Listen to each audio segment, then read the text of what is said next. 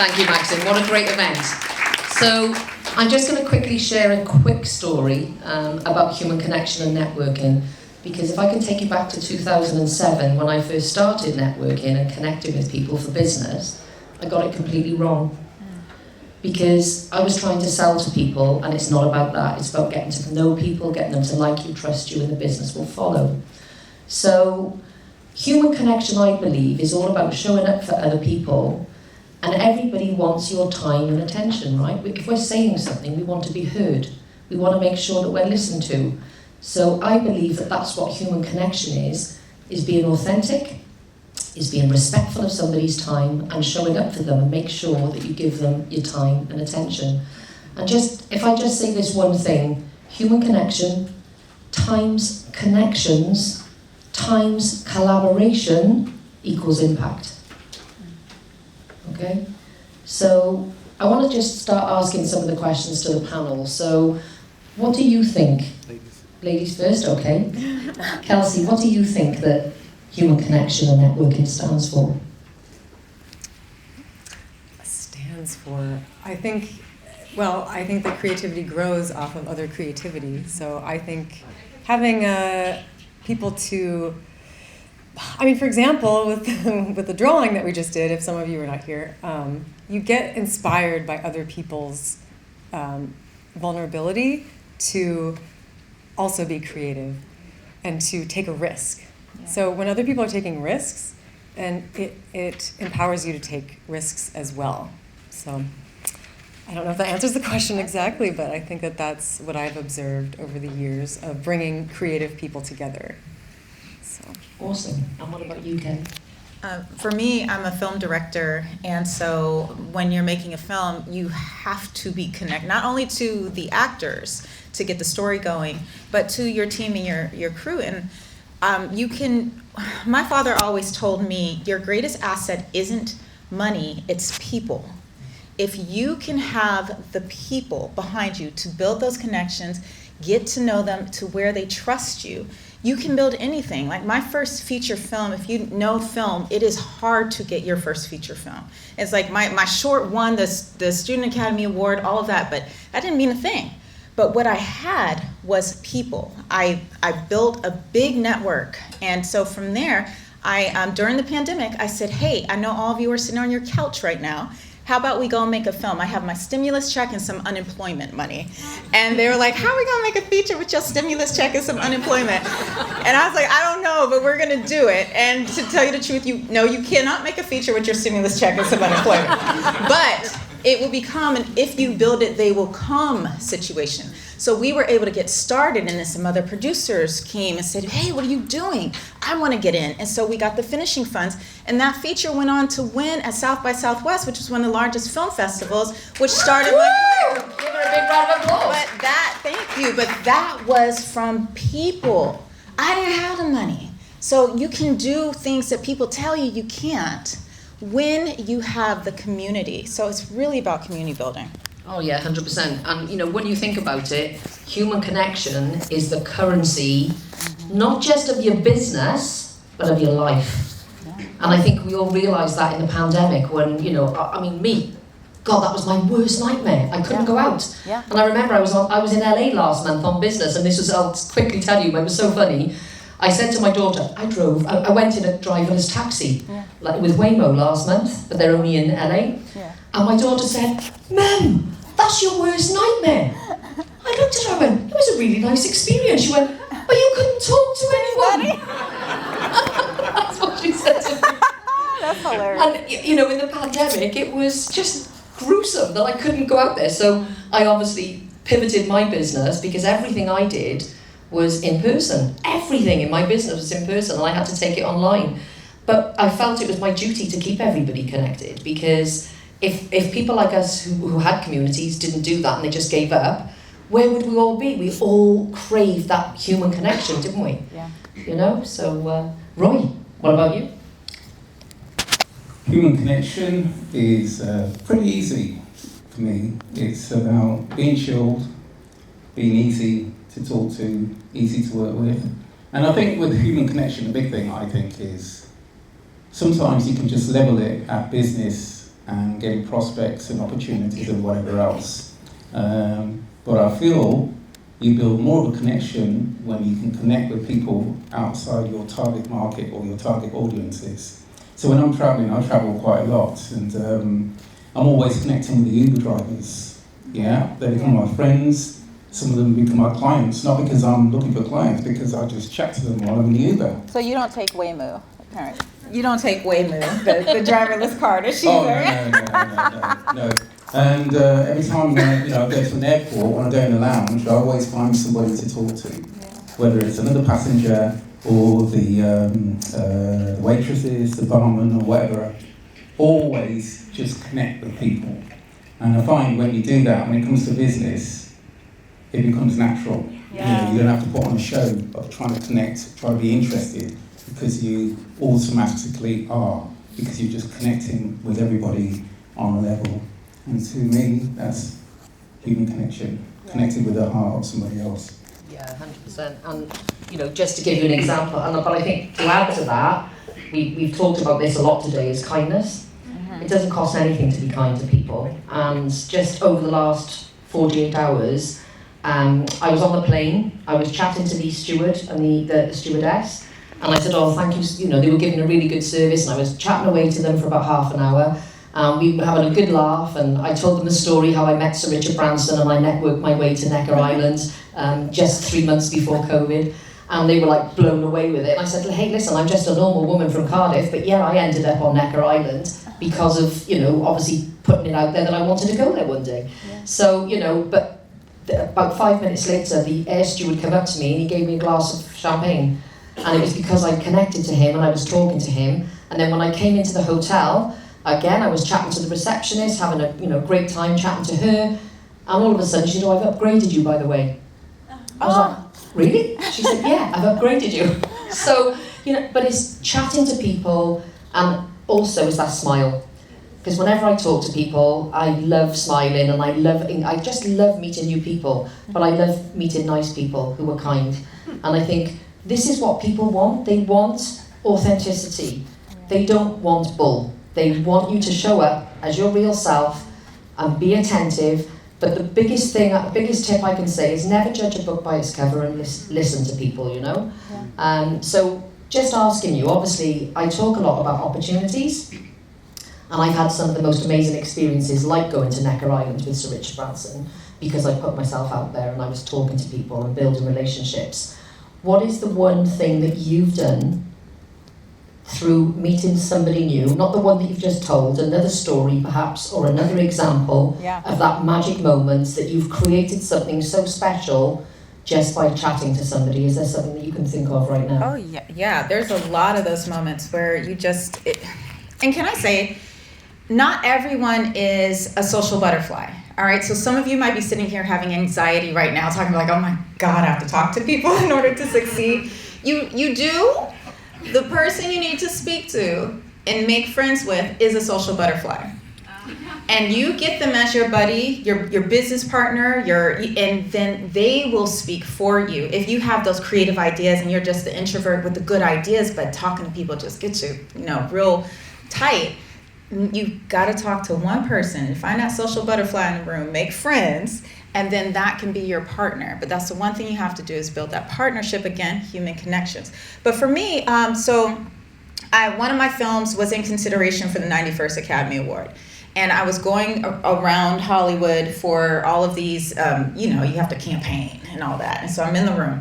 And my publicist introduced me to some people, and there's this very tall, androgynous looking person. I was just captivated by him at the time. He's transitioned into her, but hence that androgyny that I picked up on from the beginning.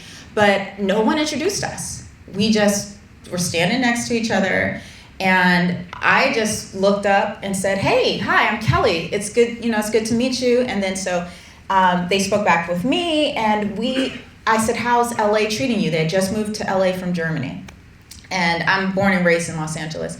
And they're like, "Oh, well, it's nice, but you can't get to know anyone here."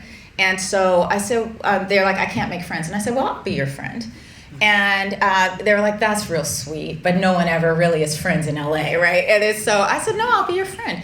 And it was Thanksgiving time. And 2 days later was Thanksgiving. And I called them and I said, hey, would you like to come to my family Thanksgiving? My parents are going to be there. Everyone's going to be there. And they were shocked to be invited to Thanksgiving. And the family brought them in. And ever since then, we have been so tight.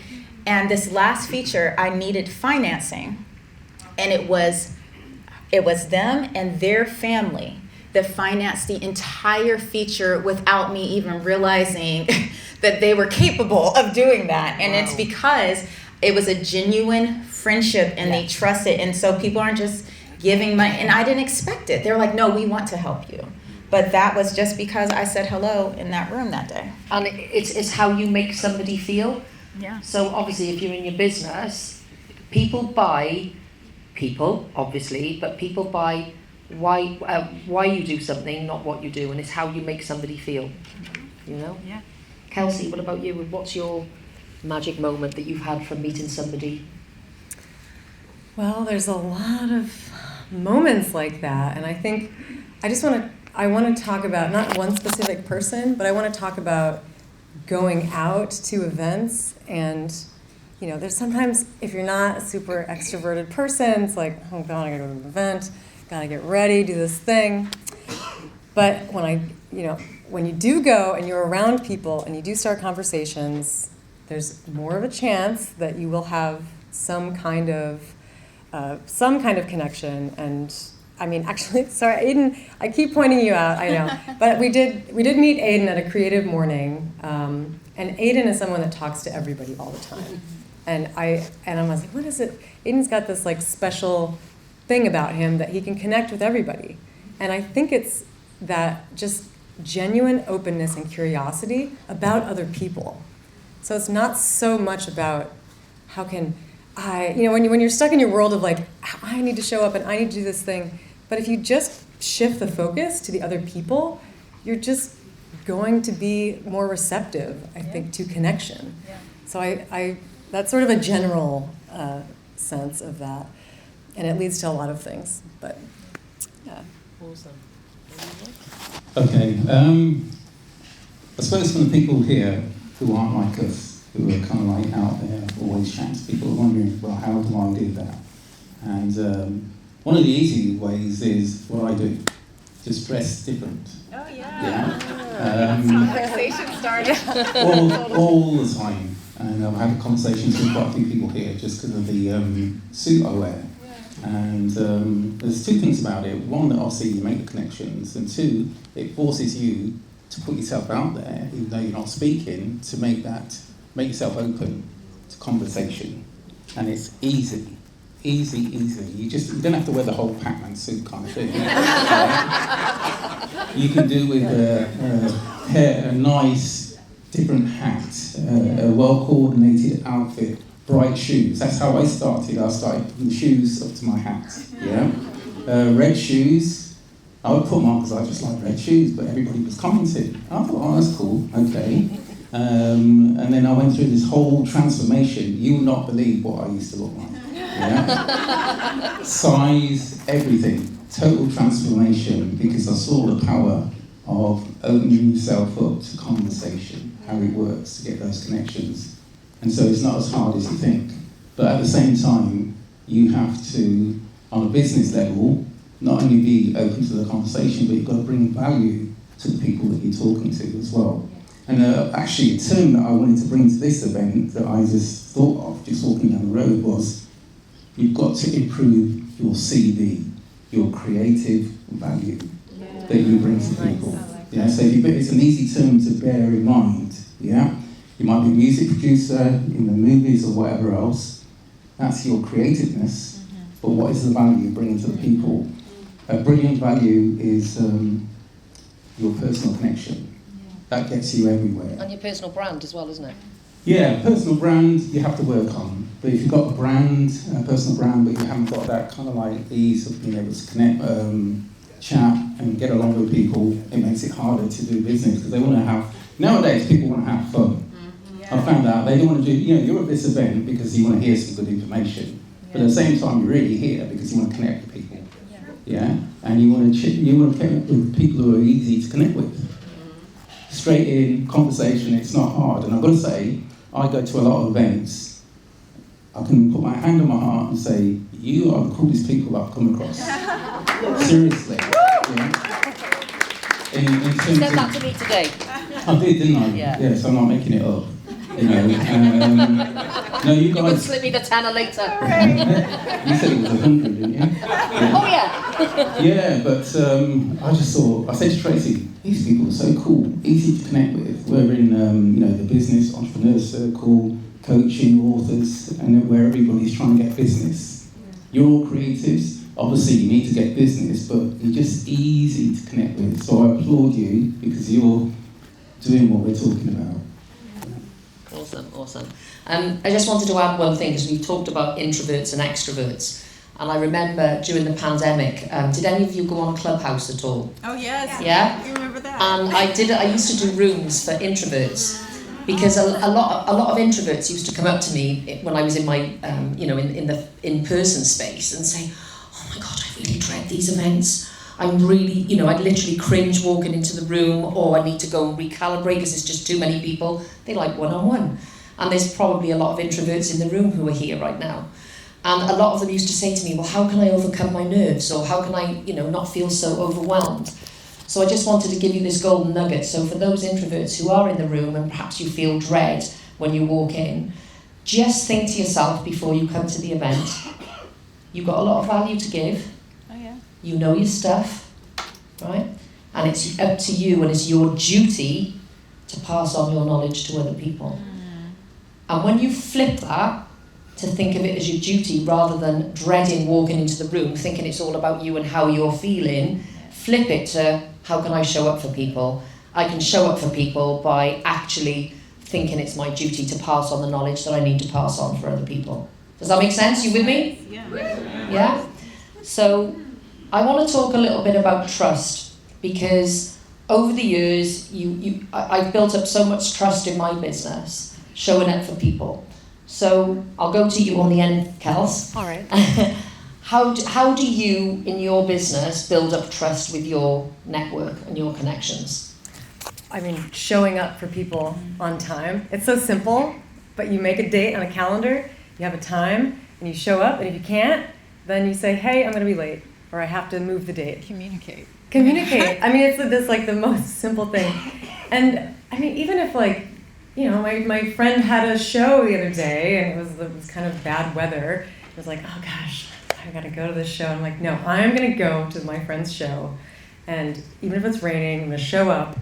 And that means a lot to people. If you're just showing a piece of theater or whatever it is that you're showing, artwork, show up for your friends. Mm-hmm. It's like and then you'll probably meet somebody there. That's like another chance. But I think just showing up and checking in with them. Send them a text message, say, hey, how's it going? Remember their projects, remember what they're working on, what they're interested in. Once again, it's just being curious about other people, I think, is kind of how I... Yeah, and I think to add to that is remembering what they're all about as well. And say, for instance, you've connected to somebody and you're going to follow up with them in a couple of weeks' time, and perhaps they were going in for an operation, make a note of it.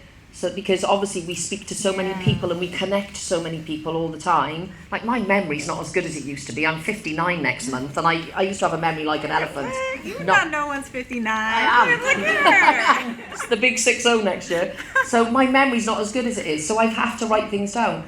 So if somebody's been for an operation, ring them up and don't go straight in for the sale or presenting to them because it's all about you. It's not. It's like, ask them, how did your operation go? How are you feeling right now? Because when you show an interest in other people and it shows that you're caring, that you're not just there for the business, you're there for the relationship.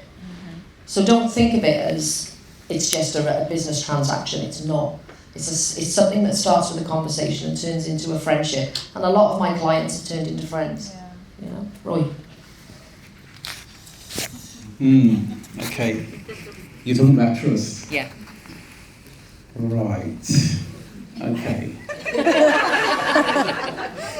I have a motto is, I don't trust anybody, but I love everybody, you know? And I don't mean that in a bad way, because people are people, and they can let you down. Even the most trustworthy people can let you down in your family, in your business. So I don't bank trust. I bank connection, that heart feeling, because if they let you down, you've always got that connection with that person. And it's not a transaction, a trust transaction, because we all, you know, business people, we're looking for people we can trust, but she's just a spring chicken. You know? Over the years, I've seen the cleverest, the richest, the most talented let down by people they trust, let down in a big way. And what happens is, trust of business transaction, when it gets real and it's tough, it hits you here in the heart. So if your heart is prepared for disappointment, not looking for disappointment, but prepared for it, then you might get let down, but you're not going to be brought down. Yeah? And so, yeah, I just say, trust nobody, I love everybody. That's it.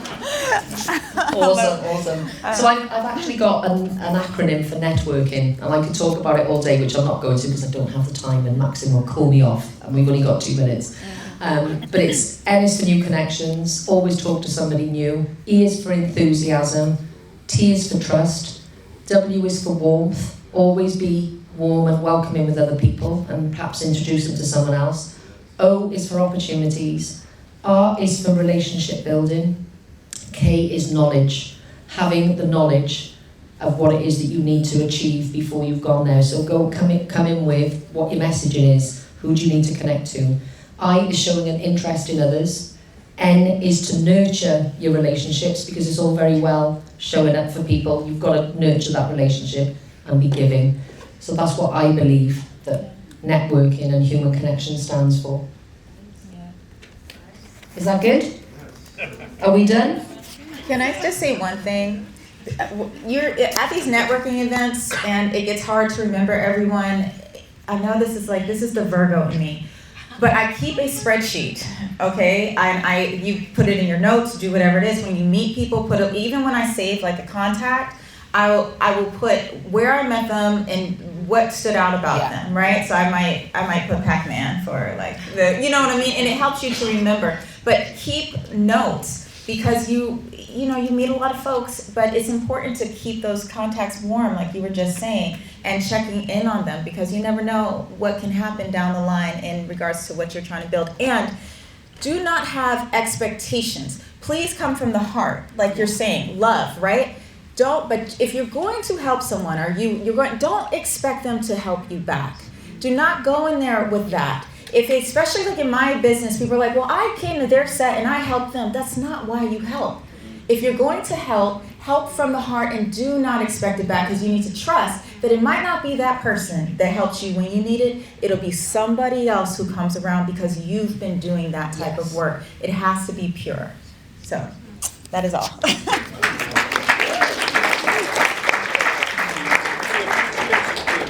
2 minutes of Q&A. Does anyone have any questions? I was just going to say that I just met Tracey this morning, and I'm already her push-up. Can I grab the mic? Thank you, Donna. All right, we've got a question over here. How do you keep up with the responsibilities of the people you connected with? Like, because they write you, ask for help, ask for advice, invite you to weddings. All these people, they become more and more over the years. I'm not a famous person, but I have 2,000 people that I'm in contact with. Well, there is a little business model called one-to-many. So, one-to-many? Yeah. So basically, if you had a lot of people that all wanted your services, or they needed to speak to you on a regular basis, you could create your own community, and then you go into that community every week and or once a month or once every 2 weeks, and do a Q&A with everybody, or have a session with them, so that you can obviously still touch those people. Mm-hmm. Because you can't be everywhere, so the one-to-many model works really, really well. Any other thoughts on that from any of the other panelists? Yeah, go ahead. No, I just talked. Yeah, so keeping up with all the people who want to be in contact with you is what you're saying, yeah, is you can't do it. Yeah, simple.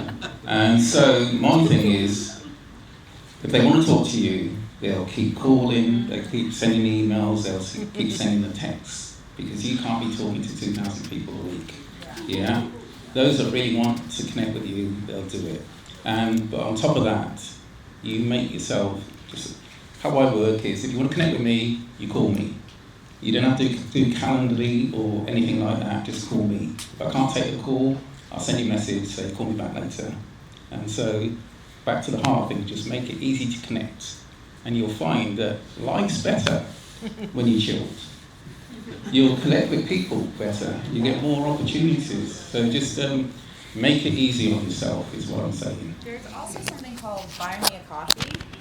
So there's something called Buy Me a Coffee, and that way you put value on your time. So I know a lot of us don't want to ask for money or whatever it is, but it's not about asking for money. It's about putting value on your time. And so they can, understanding that they are going to, you say, okay, I'll meet, but you have to do the Buy Me a Coffee thing. And so then they give you a little something. So they're going to make an effort. You'll find that people are going to drop off. They're going to be like, oh, I need to pay you $5. No, I'm good. I'm going to keep. So and then it'll start to dwindle, and the people who really want to talk to you or need you Qualify. qualify. Yeah, like I have something called, what do I call it? Kelley's Corner or something like that. Because it started, I had to do the same thing you just said, where I had to have meetings once. I'll do it once a month. I'm going to start reducing it to twice a month. And I started asking for buy me a coffee, and then the serious people started coming, and then that way that saves your time, and you're still giving back to the community if that's what you wish to do. Yeah, so I come up with these little terms. So one of mine is POI, not ROI. If they're really interested in connecting with you, you give them something that they have to do, like you said, the coffee. Yeah. I call it proof of intention. I love that. Every time I'm working with people, I say, show me the proof of intention. Yeah. Because I say that to them, it kind of makes it easy for them to decide whether they're going to go for it or they're not. Yeah? We've got one more very quick question right here. Oh. Okay, so this is for the panel. What do you guys think about the future of in-person connections? Because now that everything is online and it's done on screens, what do you think it's going to affect the up-and-coming generation, especially Gen Z, since they don't have the same access and the same upbringing that everyone on the panel has? Especially since for them it's digital, they can easily just ghost somebody. Yeah. What do you? Well, actually, now you've asked about the young people, I want to create youth biz. So I've talked to a few people today about creating a community of academy to teach young people how to network so that they become more confident, communicative, more business savvy. If they want to be an entrepreneur, they can build their network before they even set up their business, before they leave school or college. Or if they want to go down the employment route, they become more employable because they're more of an asset to the company because they've learned how to network. But obviously going back to what you said about the in-person events, by creating this academy, what I then want to do is to create a network for them so that they could then be a part of. So if anyone in the US wants to get involved with Youth Biz, come and see me because I can't do it on my own. And then what I'd also like to do is to then offer them a business opportunity once in the academy that would be entrepreneurial, that might want to have their own business, and I could then train them to become a trainer for Youth Biz because I can't do it on my own. Remember what I said, human connection times connections times collaboration equals impact. I can't do the impact on my own. Well, that seems like an ideal moment.